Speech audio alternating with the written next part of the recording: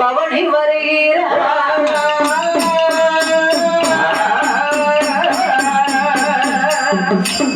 இப்படியாகவே அங்கே பூதகணங்கள் எல்லாம் வந்து வேலை செய்கின்றதாம். மொட்டை பூதங்கள் கட்டை தோண்டுதான்.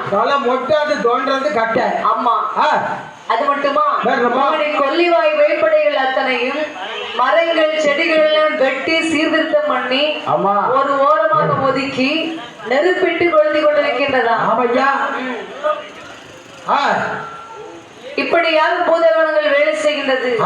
பணத்தை காப்பாற்றுறதுக்கு ஒரு பூதத்தை உட்கார வச்சிருக்குது. எங்கப்பா, அதாவது பெரிய பெரிய மலைகள் எல்லாம் பிளந்து கொண்டு வந்து அப்படியே கோட்டை வைக்கிற கொண்டு வந்துட்டு இருக்காங்க.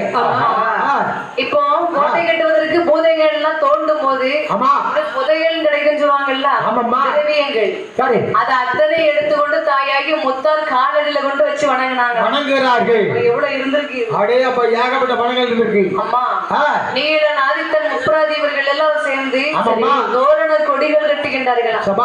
மாவிலை தோரணங்கள் கண்டிப்பா கண்டிப்பா அங்கங்க கட்டுகின்றார்களா.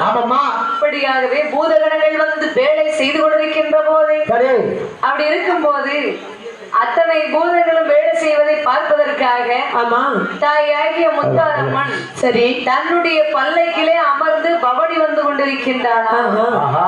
அம்மன் எப்படி பவனி வந்து கொண்டிருக்கிறாள்? எப்படி அம்மா பவனி வருகின்றார்கள்? பவனி வருகிறாள் உலக